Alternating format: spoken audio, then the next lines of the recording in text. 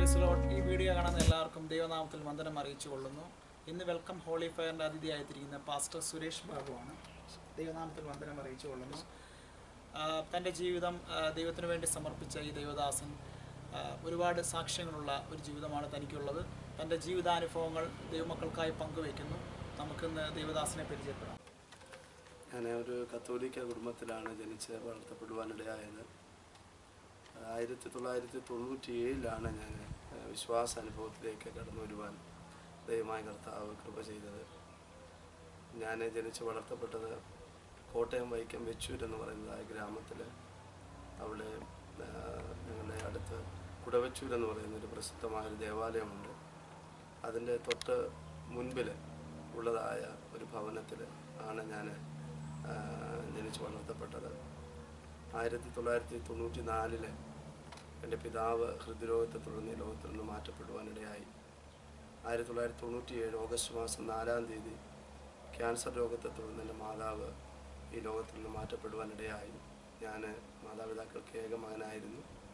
അങ്ങനെ എൻ്റെ മാതാപിതാക്കളുടെ മരണശേഷം ഞാൻ വീട്ടിലെ വളരെ ഏകനായിരിക്കുന്നതായ സമയത്ത് ഒരു ദൈവദാസൻ എൻ്റെ ഭവനത്തിലേക്ക് കടന്നു വന്ന് കർത്താവിൻ്റെ വചനം സുവിശേഷം അറിയിക്കുകയും അങ്ങനെ കർത്താവിനെ സ്വന്തം രക്ഷിതാവായിട്ട് സ്വീകരിപ്പാൻ ദൈവമായ കർത്താവിൻ്റെ ജീവിതത്തിലെ അവസരങ്ങൾ നൽകുവാൻ. പാസ്റ്റർ, ഇപ്പോഴത്തെ കാലഘട്ടത്തിൽ വളരെയധികം ട്രഡീഷണൽ വിശ്വാസത്തിൽ ഉറച്ചു നിൽക്കുന്ന ഒരു സമുദായമാണ് കത്തോലിക്ക സമുദായം.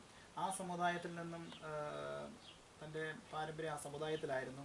പെട്ടെന്നൊരു ദൈവദാസൻ തൻ്റെ കുടുംബത്തിലേക്ക് കടന്നു വരികയും തന്നോട് വചനം പറഞ്ഞപ്പോൾ തൻ്റെ ഹൃദയത്തിൽ അത് ഏറ്റെടുക്കുവാനും അതിനുവേണ്ടി സമർപ്പിക്കാനും ഉണ്ടായ ആ ഒരു സാഹചര്യം എവിടെ നിന്നുണ്ടായെന്ന് അറിയാൻ ആഗ്രഹമുണ്ട്. മുന്നമേ പ്രസ്താവിച്ചതുപോലെ 1994 സെപ്റ്റംബർ മാസം 23-ാം തീയതി എൻ്റെ പിതാവ് ഹൃദ്രോഗത്തെ തുടർന്ന് ഈ ലോകത്തിൽ നിന്ന് മാറ്റപ്പെട്ടു. എൻ്റെ പപ്പ മരിക്കുന്ന സമയത്ത് മരിക്കുന്നതിന് മുൻപ് തന്നെ എൻ്റെ മാതാവിൻ്റെ ഇടത്തെ ബ്രസ്റ്റിൻ്റെ ഈ ഭാഗത്ത് ചെറിയൊരു തടിപ്പുണ്ടായിരുന്നു. അങ്ങനെ അത് കോട്ടയം മെഡിക്കൽ കോളേജിൽ ചെന്ന് പിന്നീട് കാണിച്ചു. അത് ക്യാൻസർ, കാർസിമോണിയ ബ്രസ്റ്റ് എന്ന് പറയുന്ന ബ്രസ്റ്റ് ക്യാൻസർ ആയിരുന്നു. അത് 3-ാമത്തെ സ്റ്റേജിലേക്ക് മാറ്റപ്പെടുവാനിടയായി.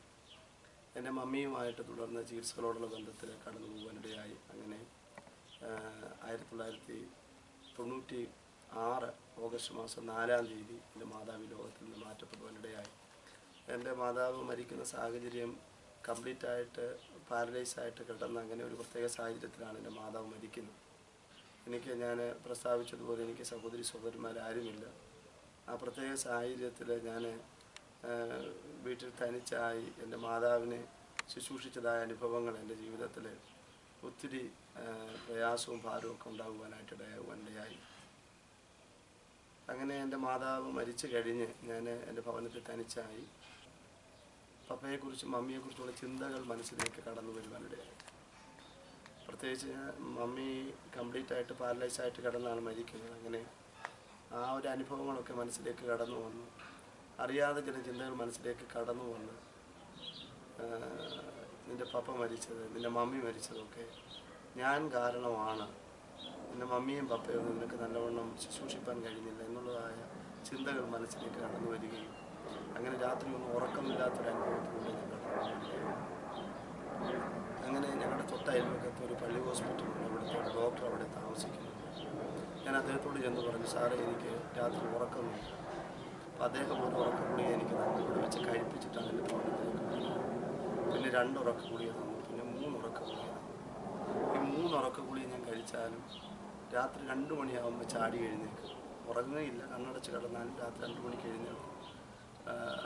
തണുത്ത വെള്ളം ഒരു ശരീരത്തിലേക്ക് കുഴിക്കും. ശരീരമൊക്കെ ചൂട്ടുകൊള്ളുന്ന ചൂടാണ്. മാനസിക സമ്മർദ്ദം കൊണ്ടുണ്ടാകുന്ന ഒരു പ്രയാസമാണ്. അങ്ങനെ ഉറക്കമില്ലാത്ത ഒത്തിരി രാത്രികൾ ഏകദേശം 7 മാസക്കാലം ഞാൻ ഉറങ്ങാതെ ഭാരപ്പെടുവാനിടയായി. അങ്ങനെ ഞാൻ എൻ്റെ ഭവനത്തിൽ ഇങ്ങനെ വളരെ ഭാരപ്പെട്ടുകൊണ്ടിരിക്കുന്ന ഒരു സമയത്ത് ഒരു ദൈവദാസൻ, ഞങ്ങളുടെ ആ വൈക്കം വെച്ചൂർ ഭാഗത്ത് ദൈവദാസന്മാരാരുമില്ല, എന്നാൽ കുറേ ദൂരെ ഒരു 2 മൈൽ അപ്പുറത്ത് നിന്ന് ഒരു ദൈവദാസൻ, അഗസ്റ്റിൻ എന്നാണ് അദ്ദേഹത്തിൻ്റെ പേര്. അദ്ദേഹം ഞങ്ങൾക്ക് അവിടെ ഒരു കടയുണ്ടായിരുന്നു. ആ സമയത്ത് ആ കടയിലൊക്കെ കൂടെ വരുന്ന ഒരു ദൈവദാസനാണ്. അദ്ദേഹം എൻ്റെ ഭവനത്തിലേക്ക് കടന്നു വരുവാനിടയായി. അങ്ങനെ അദ്ദേഹം കടന്നു വരുന്ന സമയത്ത് ഞാൻ മാനസികമായിട്ട് വളരെ തകർന്നിരിക്കുന്ന ഒരു സമയത്താണ് ഈ ദൈവദാസൻ ഇങ്ങനെ കടന്നു വരുന്നത്. അദ്ദേഹം കടന്നു വന്ന വഴി എൻ്റെ ഭവനത്തിലേക്ക് കടന്നു വന്നു ഇരിക്കാൻ പറഞ്ഞു. അദ്ദേഹം ഇരുന്ന് എന്നോട് സംസാരിപ്പാൻ തുടങ്ങി. വളരെ തീക്ഷ്ണതയുള്ളൊരു ദൈവദാസനാണ്. അദ്ദേഹം എന്നോട് ആദ്യം ചോദിച്ച ചോദ്യം, സഹോദര, കൽപ്പന എത്രയുണ്ടെന്ന് അറിയാവുമെന്ന് ചോദിച്ചു. പിന്നെ ഞാൻ സൺഡേ സ്കൂളിൽ പഠിച്ചിട്ടുള്ളത് 10 കൽപ്പന ഉണ്ട് എന്നാണ് ഞാൻ പഠിച്ചിട്ടുള്ളത്. ഞാൻ പറഞ്ഞു 10 കൽപ്പന ഉണ്ട്. അപ്പോൾ അദ്ദേഹം പറഞ്ഞു, ഒന്നാമത്തെ കൽപ്പന ഏതാണെന്ന് ചോദിച്ചു. ഞാൻ പറഞ്ഞു, നിൻ്റെ ദൈവമായ കർത്താവല്ലാതെ മറ്റൊരു ദൈവം ഉണ്ടാകരുത്. അടുത്ത അദ്ദേഹത്തിൻ്റെ ചോദ്യം, ബൈബിളിൽ ഈ കൽപ്പന എവിടെ എഴുതിയിരിക്കുന്നത്? ഞാൻ പറഞ്ഞു, എനിക്ക് അത്രത്തോളം അറിഞ്ഞുകൂടാ. അദ്ദേഹം പുറപ്പാട് പുസ്തകം 20-ാം അധ്യായം എടുത്ത് അതിൽ നിന്ന് വായിച്ചെന്നെ ആ കൽപ്പന സവിസ്തരമായിട്ട് കേൾപ്പിക്കുവാനിടയായി. മുകളിൽ ആകാശത്തിനും താഴെ ഭൂമിയിലും അതിന് താഴെ ജലത്തിനുമുള്ള മനുഷ്യനിർമ്മിതമായ യാതൊന്നിൻ്റെയും പ്രതിമ വിഗ്രഹം ഉണ്ടാക്കരുത്. എന്നിട്ട് എൻ്റെ വീട്ടിൽ കയറി വരുന്ന സ്ഥലത്ത് ഒരു യേശുവിൻ്റെ ഒരു ഫോട്ടോ ഉണ്ടായി. ഈ ഫോട്ടോയിലേക്ക് അദ്ദേഹം വിരൽ ചൂണ്ടിയിട്ട് ഇങ്ങനെ പറഞ്ഞു, ഒരു പ്രതിമയും വിഗ്രഹം ഉണ്ടാക്കരുതെന്നാണ് ബൈബിളിൽ എഴുതിയിരിക്കുന്നത്. ഇത് വിഗ്രഹമാണ്, ഇത് പ്രതിമയാണെന്ന് പറഞ്ഞു. അപ്പോൾ എനിക്കൊരു പ്രയാസം എൻ്റെ ഉള്ളിൽ തോന്നി. കാരണം എൻ്റെ ഭവനത്തിൽ വന്ന് ദൈവദാസൻ ഇങ്ങനെ പറഞ്ഞപ്പോൾ ഒരു പ്രയാസം എനിക്കുണ്ടായി. എങ്കിൽ തന്നെയും ആ വാക്യം എൻ്റെ മനസ്സിലേക്ക് ആഴത്തിൽ പതിയുവാനിടയായി. തുടർന്ന് ദൈവദാസന് പ്രാർത്ഥിക്കുന്ന സമയത്ത്, ദൈവദാസന്മാർ സാധാരണ ശാന്തമായി സംസാരിക്കുകയും ഒക്കെ ചെയ്യുന്ന ആളായതുകൊണ്ട് എനിക്ക് അദ്ദേഹത്തോടൊരു താല്പര്യം തോന്നി. ഈ സമയത്ത് അദ്ദേഹം എഴുന്നേറ്റ് പ്രാർത്ഥിക്കുന്ന സമയത്ത് എൻ്റെ ഉള്ളിൽ പറഞ്ഞു, ഇവർ നല്ല മനുഷ്യരാണ്, ഇവർ പ്രാർത്ഥിച്ചാൽ ദൈവം കേൾക്കും.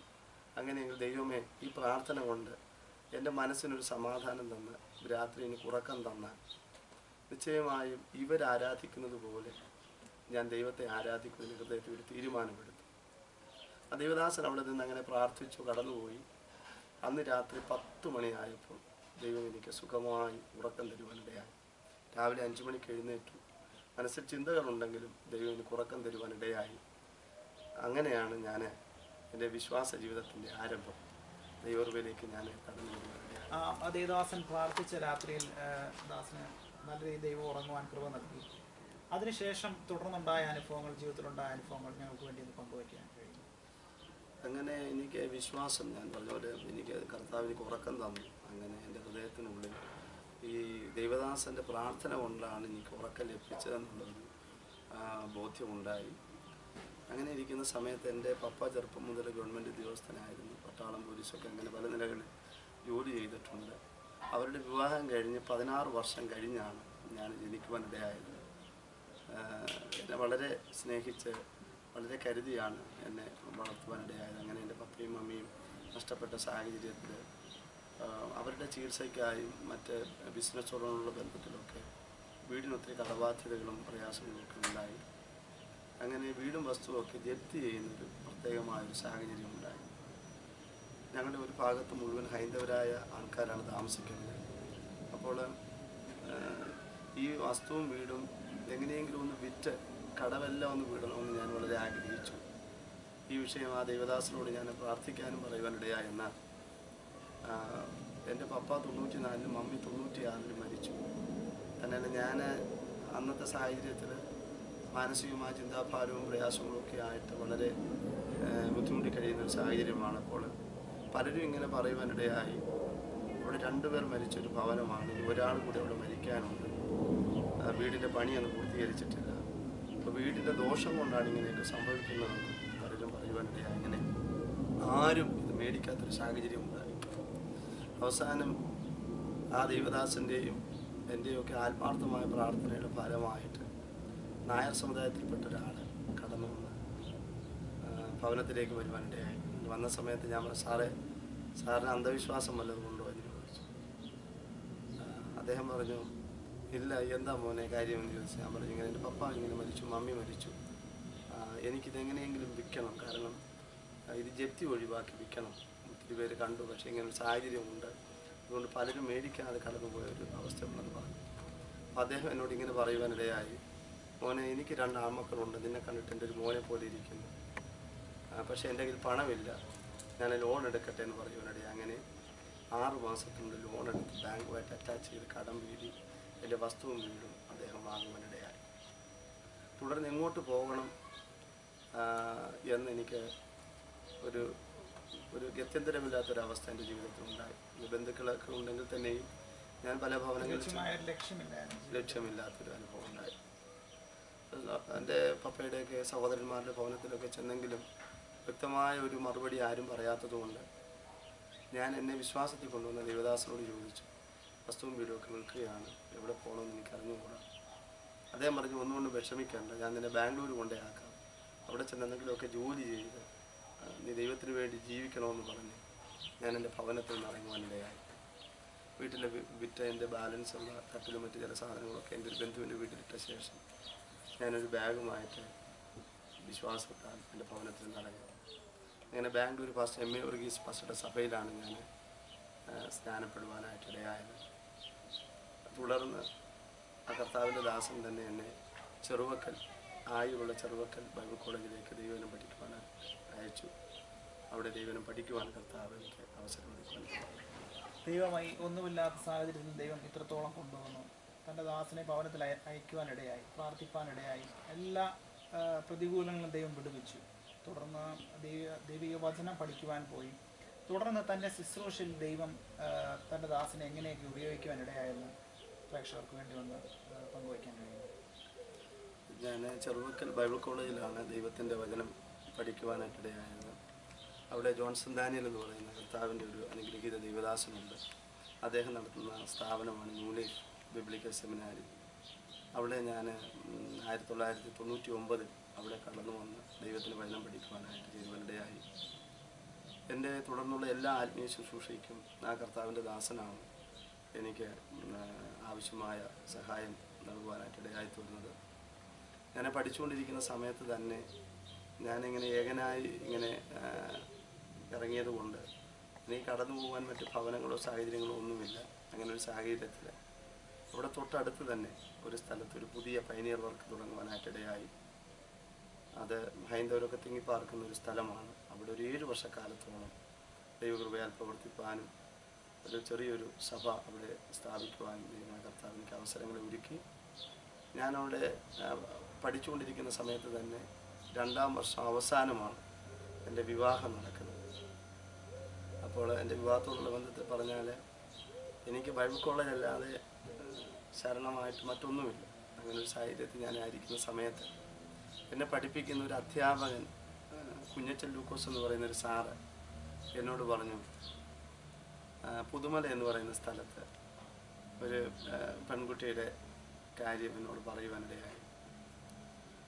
അപ്പോൾ ഞാൻ പറഞ്ഞു, സാറേ, ഞാനവിടെ വന്ന് കണ്ടാൽ ഒത്തിരി കാര്യങ്ങളൊക്കെ എന്നോട് ചോദിക്കും.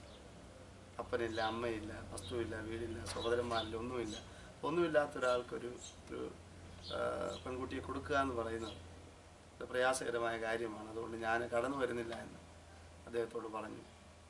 തുടർന്ന് 1 മാസം കഴിഞ്ഞ് PK ജോൺ എന്ന് പറയുന്ന സാറ്, അദ്ദേഹം അവിടെ പഠിപ്പിക്കുന്ന ചെറുവക്കൽ ബൈബിൾ കോളേജ് പഠിപ്പിച്ചുകൊണ്ടിരുന്ന ഒരു അധ്യാപകനാണ്. അദ്ദേഹം എന്നെ നിർബന്ധിച്ച് അങ്ങനെ ഞാൻ അടൂര് കടന്നുപോയി, ആ ഭവനത്തിൽ കടന്നുപോയി പെൺകുട്ടിയെ കാണുവാനിടയായി. ദൈവകൃപയാൽ ചെറുവക്കൽ ബൈബിൾ കോളേജിൽ വെച്ച് ജോൺസൺ ഡാനിയൽ എന്ന് പറയുന്ന കർത്താവിൻ്റെ ദാസൻ്റെ സഹോദരന് സാംസി ഡാനിയൽ അവറുകളാണ് എൻ്റെ വിവാഹത്തിൻ്റെ കാര്യങ്ങളൊക്കെ ക്രമീകരിച്ച് തരുവാനായിട്ടിടയായി തീർന്നത്. ദൈവകൃപയാൽ ഞങ്ങളുടെ വിവാഹം നടക്കുവാനിടയായി. 2 കുഞ്ഞുങ്ങളെ കർത്താവ് എനിക്ക് ദാനമായി തന്നിട്ടുണ്ട്. മൂത്ത മോൻ 8ാം ക്ലാസ്സിൽ പഠിക്കുന്നു, മോള് 5ാം ക്ലാസ്സിൽ പഠിക്കുന്നു. ദൈവമായ കർത്താവ് ഞങ്ങളുടെ ശുശ്രൂഷകളെ അനുഗ്രഹിച്ചുകൊണ്ടിരിക്കുന്നു. ഇപ്പോൾ ഞാനായിരിക്കുന്നത് 3ാമത്തെ സഭയിലാണ്. ആദ്യം ഞാൻ പറഞ്ഞതുപോലെ ഒരു പൈനിയർ പ്രവർത്തനമാണ് ആരംഭിക്കുവാനിടയായത്. അവിടെ 7 വർഷക്കാലം ദൈവകൃപയാൽ പ്രവർത്തിച്ചു. വളരെ പ്രയാസങ്ങളും ബുദ്ധിമുട്ടുകളൊക്കെ അവിടെ ഉണ്ടായെങ്കിലും ദൈവമായ കർത്താവ് ഞങ്ങളെ സൂക്ഷിപ്പാനിടയായി. തുടർന്ന് ആയൂര് തോട്ടത്തറ എന്ന് പറയുന്ന സ്ഥലത്ത് 4-5 വർഷക്കാലത്തോളം അവിടെ കർത്താവിൻ്റെ പേരുള്ള ബന്ധത്തിലായിരുന്നു. ഇപ്പോൾ നല്ലില എന്ന് പറയുന്ന സ്ഥലത്ത് 4 വർഷക്കാലമായി ദേവദാസനെ ദൈവം പല പ്രതികൂലങ്ങളിൽ കടത്തിവിടുകയും അതിൽ നിന്നെല്ലാം വിടുവിക്കുകയും എല്ലാ പ്രതികൂലങ്ങളെയും നേരിടാനുള്ളൊരു ദൈവിക ശക്തി ദൈവത്തിൽ നിന്ന് പ്രാപിക്കുകയും ചെയ്തു. തൻ്റെ ജീവിതത്തിൽ ഒരുപാട് അനുഭവങ്ങൾ ഉണ്ടായിട്ടുണ്ട്. എന്നാലും ദേവദാസൻ്റെ ജീവിതത്തിൽ തന്നെ ഏറ്റവും അധികം സ്വാധീനിച്ച ഒരനുഭവത്തെക്കുറിച്ച് ഒന്ന് പ്രേക്ഷകർക്ക് മുന്നിൽ പങ്കുവയ്ക്കാൻ കഴിയും. ഒത്തിരി അനുഭവങ്ങൾ എൻ്റെ ജീവിതത്തിലുള്ള ബന്ധത്തിൽ ഉണ്ടായിട്ടുണ്ട്. കാരണം എന്നെ ദൈവം പഠിപ്പിച്ച ഒരു പ്രധാന ഒരു പാഠം, ഒരു അനുഭവം എന്ന് വേണമെങ്കിൽ പറയാം. എൻ്റെ ജീവിതത്തിലെല്ലാം നഷ്ടപ്പെട്ടു. പപ്പ മരിച്ചു, മമ്മി മരിച്ചു, സഹോദരി സഹോദരന്മാരാരുമില്ല, വസ്തുവില്ല, വീടില്ല, എല്ലാം നഷ്ടപ്പെട്ടൊരു അനുഭവത്തിലാണ് ഞാൻ ദൈവത്തെ അറിഞ്ഞത്. അപ്പോൾ ദൈവം എന്നെ പഠിപ്പിച്ച ഒരു വലിയൊരു പാഠം, ജീവിതത്തിൽ നമുക്ക് നന്മയും അനുഗ്രഹവും സമ്പത്തും ഒക്കെ ഉണ്ടാകുമ്പോൾ ധാരാളം സുഹൃത്തുക്കളും ബന്ധുക്കളും ഒക്കെ ഉണ്ടാകുമെന്നാൽ ഇതെല്ലാം നഷ്ടപ്പെട്ട് കഴിയുമ്പോൾ, ഇതെല്ലാം നമ്മളെ വിട്ടുപോയാലും ദൈവത്തിൻ്റെ സാന്നിധ്യം, ദൈവത്തിൻ്റെ കൃപ നമ്മളെ ഒരിക്കലും വിട്ടുപോവുകയില്ല. ദൈവം നമ്മളെ നടത്താൻ വിശ്വസ്തനാണ് എന്നുള്ളതായ ഒരു അനുഭവമാണ് എൻ്റെ ജീവിതത്തിൽ എനിക്ക് പറയുവാനുള്ളത്. ഒത്തിരി അനുഭവങ്ങൾ, രോഗസൗഖ്യത്തിൻ്റെ, ഭൗതികമായ നന്മ തന്നതിൻ്റെ, ദൈവം നടത്തിയതിൻ്റെ ഒത്തിരി അനുഭവങ്ങൾ എനിക്ക് പറയുവാനുണ്ട്. എന്നാൽ ദൈവം ഒരു നാളും നമ്മളെ കൈവിടുന്ന ദൈവമല്ല. ദൈവത്തിൽ ആശ്രയിക്കുന്നവരെ ദൈവം അറിയുന്ന ദൈവമാണ്.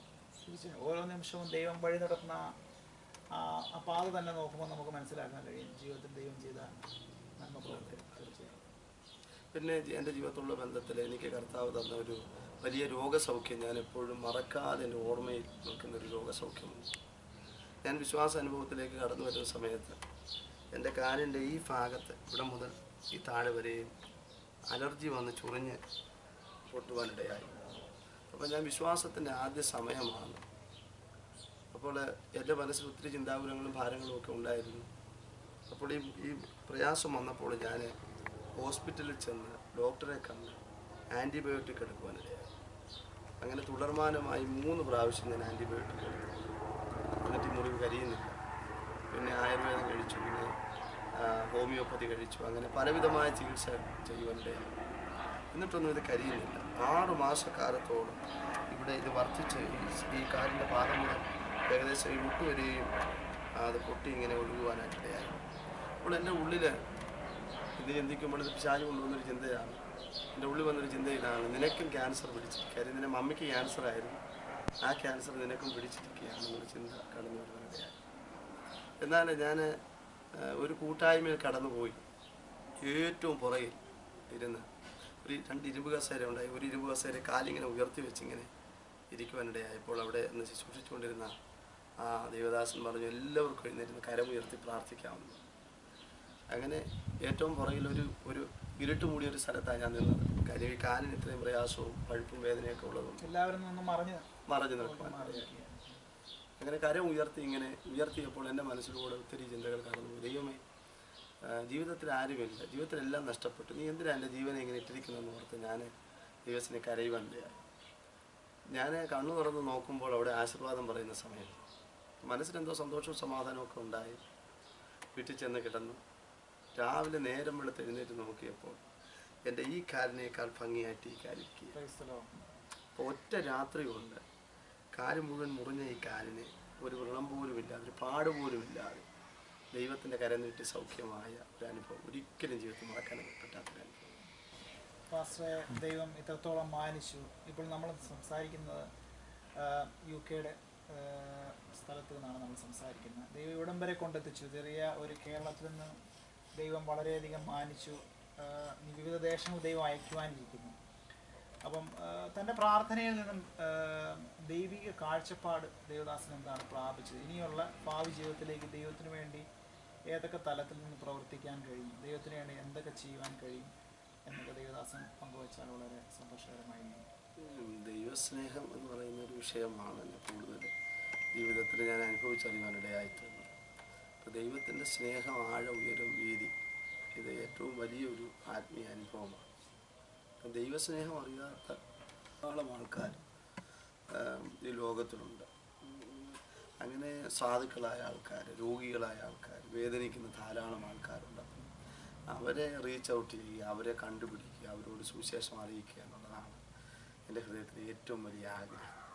വേദപുസ്തകത്തിലെ ഏറ്റവും പ്രധാനപ്പെട്ട വാക്യം എൻ്റെ ഹൃദയത്തിൽ ദൈവാത്മാവ് തന്നത്, ഒരാത്മാവിൻ്റെ വില ലോകത്തിൻ്റെ വിലയേക്കാൾ വലുതാണ്. അതാണ് ഏറ്റവും പ്രധാനപ്പെട്ടൊരു വാക്യം ദൈവാത്മാവിൻ്റെ ഹൃദയത്തിൽ എപ്പോഴും നൽകുന്നൊരു ചിന്ത, മുന്നോട്ട് പോകാൻ ഏറ്റവും പ്രചോദിപ്പിക്കുന്ന ഒരു വിഷയം. പിന്നെ കൂടുതൽ ആത്മാക്കളെ കണ്ടുപിടിക്കുക, അവരോട് സുവിശേഷം അറിയിക്കുക, അവർ നമ്മളെല്ലാവും വിധം ദൈവം തന്ന കൃപയ്ക്കൊത്തവണ്ണം അവരെ ദൈവകൃപയിലേക്ക് കൊണ്ടുവരിക. അങ്ങനെ ഒരു വലിയൊരു ദൗത്യം ദൈവാത്മാവിൻ്റെ ഹൃദയത്തിൽ നൽകിയിട്ടുണ്ട്. അപ്പോൾ ദൈവസ്നേഹം മറ്റുള്ളവർ അറിയിക്കുക, ആ ഒരു ആഗ്രഹമാണ് എൻ്റെ ജീവിതത്തിൽ. സ്നേഹം നമ്മൾ പകർന്നു കൊടുക്കുക, ദൈവസ്നേഹത്തിലേക്ക് നേരെ കൊണ്ടുവരിക. ഇത്രയും അനുഗ്രഹിക്കപ്പെട്ട സാക്ഷ്യം ജീവിതാനുഭവങ്ങൾ വർണ്ണിച്ച പാസ്റ്റർക്ക് വെൽക്കം ക്വാളിഫൈ എന്ന നന്ദി പറയുന്നു. അതുപോലെ ഒരുപാട് ജനങ്ങൾ ഇത് കണ്ടുകൊണ്ടിരിക്കുന്നു. അനേക മനസ്സ് തകർന്നവരുണ്ട്, ആശ്വാസം ലഭിക്കാത്തവരുണ്ട്, സ്നേഹം ലഭിക്കാത്തവരുണ്ട്, ഉറ്റവർ ഉപേക്ഷിച്ചവരുണ്ട്, അതുപോലെ തന്നെ മാതാപിതാക്കളെ നഷ്ടപ്പെട്ട അനേകരുണ്ട്. ഇവർക്കൊക്കെ വേണ്ടി നമുക്ക് പ്രാർത്ഥിക്കാം. ജീവിതാനുഭവമുള്ള പാസ്റ്റർ പ്രാർത്ഥന വളരെയധികം ഒരു അനുഗ്രഹമായിരിക്കും ഞങ്ങൾ വിശ്വസിക്കുന്നു. നമുക്ക് അനേകർക്ക് വേണ്ടി ഇതിന് ശേഷം പ്രാർത്ഥിക്കാം. അതോടൊപ്പം തന്നെ നമ്മുടെ പല പാസ്റ്ററുടെ സമുദായത്തിൽ നിന്നും വിശ്വാസത്തിലേക്ക് കടന്നു ദൈവത്തെ അറിയുവാനിടയായി. അതുപോലെ അനേക സമുദായങ്ങളിൽ ക്രിസ്തുവിനെ അറിയാത്ത അനേക മതങ്ങളിൽ അനേക ജനങ്ങൾ നമ്മുടെ ഇടയിൽ പാർക്കുന്നുണ്ട്. അവർക്കൊക്കെ വേണ്ടി കർത്തദാസന് എന്ത് മെസ്സേജാണ് കൊടുക്കാനുള്ളത്? എൻ്റെ ജീവിത അനുഭവത്തിൽ നിന്നും എനിക്ക് പറയുവാനുള്ളത്, ദൈവവചനത്തിൽ ഇങ്ങനെ ഒരു വാക്യമുണ്ട്: യഹോവ നല്ലവനെന്ന് രുചിച്ചറിയും, അവനെ ശരണം പ്രാപിക്കുന്ന മനുഷ്യൻ ഭാഗ്യവാൻ. അപ്പം എൻ്റെ ജീവിതാനുഭവം എന്നെ പഠിപ്പിച്ചൊരു കാര്യം, ജീവിതത്തിലെല്ലാം നഷ്ടപ്പെട്ടിട്ട് ദൈവത്തിൻ്റെ സ്നേഹവും ദൈവത്തിൻ്റെ ദയയും എന്നെ വിട്ടുമാറിയില്ല. അതുകൊണ്ടാണ് ഈ രാജ്യത്ത് വരുവാനും വെൽക്കം ഹോളി ഫെയറിൻ്റെ ഈ കൂട്ടായ്മയിലായിരിക്കാനും ഈ സാക്ഷ്യം പ്രസ്താവിക്കാനും ദൈവമായ കർത്താവ് എനിക്ക് അവസരം ഒരുക്കിയത്. പ്രേക്ഷകരോട് എനിക്ക് പറയുവാനുള്ളത്, ലോകത്തിലെ സകലരും നമ്മളെ കൈവിട്ടാൽ, ലോകത്തിലെ എല്ലാ സ്നേഹവും നമ്മൾ വിട്ടുമാറിയാലും യേശുവിൻ്റെ സ്നേഹം നമ്മൾ ഒരിക്കലും വിട്ടുമാറുകയില്ല. യേശു മാറാത്തവനാണ്. ദൈവജനത്തിൽ ഇങ്ങനെ ഒരു വാക്യമുണ്ട്: ഞാൻ നിന്നെ ഒരു നാളും കൈവിടുകയില്ല, ഞാൻ നിന്നെ ഒരു നാളും ഉപേക്ഷിക്കുകയുമില്ല. ആ യേശുവിന് വേണ്ടി നമ്മൾ ഹൃദയം കൊടുത്താൽ, നമ്മുടെ ജീവിതം യേശുവിന് വേണ്ടി സമർപ്പിച്ചാൽ, ശേഷിക്കുന്ന കാലം നമ്മളെ കരുതുവാനും അങ്ങ് നിത്യതയിൽ നമ്മളെ എത്തിക്കുവാനും ദൈവമായ കർത്താവ് മതിയായ ദൈവമാണ്. ദൈവവചന സത്യം അനുസരിച്ചുകൊണ്ട് ഹൃദയം യേശുവിന് വേണ്ടി കൊടുത്തുകൊണ്ട് ഒരു പുതിയ ജീവിതം ആരംഭിക്കുവാൻ എന്നെ കേൾക്കുന്ന എല്ലാവരോടും നിറഞ്ഞ ഹൃദയത്തോടെ ഞാൻ അപേക്ഷിക്കുന്നു. ദൈവമായ മീഡിയ മിനിസ്ട്രിയിൽ കൂടെ അനേകം സൗഖ്യം പ്രാപിക്കുന്നുണ്ട്. അപ്പം ചിലപ്പോൾ ഈ കേട്ടുകൊണ്ടിരിക്കുന്ന ഏതെങ്കിലും വ്യക്തി ഒരു പ്രാർത്ഥനാ വിഷയത്തിന് വേണ്ടി ആഗ്രഹിക്കുന്ന വ്യക്തിയാകാം, അല്ലെങ്കിൽ ഒരു ദൈവത്തെ അന്വേഷിക്കുന്ന ഒരു വ്യക്തിയാവാം. അവർക്കൊക്കെ വേണ്ടി നമ്മൾ കുറച്ചു നേരം ഒന്ന് പ്രാർത്ഥിച്ച് നമുക്ക് ഇന്റർവ്യൂ. നല്ലവനായ ദൈവമേ, സ്വർഗീയ പിതാവേ, കർത്താവെ, അനുഭവ സാക്ഷ്യത്തിലൂടെ കർത്താവെ കർത്താവെ കാര്യങ്ങൾ പ്രസ്താവിപ്പാൻ ദൈവമായ കർത്താവ് നൽകിയ അവസരത്തിനായി ദൈവത്തെ സ്തുതിക്കുന്നു, സ്തോത്രം ചെയ്യുന്നു. കർത്താവെ ഞങ്ങളെ ശ്രദ്ധിക്കുന്ന, ഞങ്ങളെ കാണുന്ന പ്രിയപ്പെട്ടവരെ യേശുവെ അങ്ങയുടെ കരത്തിലേക്ക് ഏൽപ്പിച്ച് ഈ നിമിഷം പ്രാർത്ഥിക്കുന്നു. യേശുവിൻ നാമത്തിൽ രോഗികളായിരിക്കുന്നവർ സൗഖ്യമാകുവാൻ ഇടയാക്കണമേ. എൻ്റെ അടിപ്പിണരാൽ നിങ്ങൾക്ക് സൗഖ്യം വന്നിരിക്കുന്നു എന്ന വചനപ്രകാരം യേശുവിൻ നാമത്തിൽ ദൈവിക സൗഖ്യം അവരുടെ മേൽ വരുവാൻ പ്രാർത്ഥിക്കുന്നു. കർത്താവ്, യേശുവിന് വേണ്ടി ഹൃദയം കൊടുക്കാത്ത ആരെങ്കിലും കർത്താവെ ഇത് ശ്രദ്ധിച്ചുവെങ്കിൽ യേശുവിൻ നാമത്തിൽ അവരുടെ ഹൃദയം യേശുവിന് വേണ്ടി തുറക്കപ്പെട്ട ഒരു പുതിയ ജീവിതം ആരംഭിക്കുവാൻ ഇടയാക്കണമേ. കടബാധ്യതയാൽ കർത്താവെ, കുടുംബജീവിതത്തിന്റെ അസ്വസ്ഥതകളാൽ തകർക്കപ്പെട്ട ആരെങ്കിലും ഉണ്ടെങ്കിൽ യേശുവിൻ നാമത്തിൽ ദൈവിക സമാധാനം അവരുടെ കുടുംബങ്ങളിലേക്ക് വന്ന് വ്യാപരിപ്പാൻ ഇടയാക്കണമേ. ദൈവകരം ഇപ്പോൾ തന്നെ ചലിക്കുന്നതിനായ സ്തോത്രം.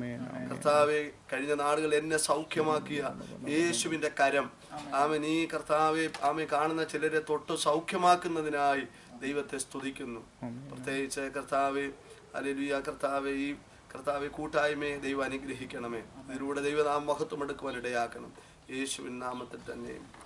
മാന്യ പ്രേക്ഷകരെ, ഇത്രയും നേരം ഞങ്ങളുടെ പ്രോഗ്രാം കണ്ടുകൊണ്ടിരുന്ന എല്ലാവരെയും ദൈവം അനുഗ്രഹിക്കുമാറാകട്ടെ. ഇത്രയും അനുഗ്രഹീയമായ സാക്ഷ്യം കേൾപ്പാനിടയായി നിങ്ങളുടെ ജീവിതത്തിൽ അനുഗ്രഹമായി തീർന്ന് ഞങ്ങൾ വിശ്വസിക്കുന്നു. ഇത് കേട്ടുകൊണ്ടിരിക്കുന്ന ഏതെങ്കിലും വ്യക്തിക്ക് തുടർന്നും പ്രാർത്ഥനാ വിഷയങ്ങൾ അഥവാ ദേവദാസൻ പ്രാർത്ഥിക്കണം, അല്ലെങ്കിൽ ദേവദാസനോട് സംസാരിക്കണം എന്നുണ്ടെങ്കിൽ ഞങ്ങളുടെ ദേവദാസൻ്റെ നമ്പരും ഇമെയിൽ ഐ ഡിയും ഇതിന് തൊട്ട് താഴെ ഞങ്ങൾ കൊടുക്കുന്നതാണ്. നിങ്ങൾക്ക് ഏത് സമയം ദേവദാസനെ കോൺടാക്റ്റ് ചെയ്യാം. ദൈവം നിങ്ങളെ അനുഗ്രഹിക്കുമാറാകട്ടെ.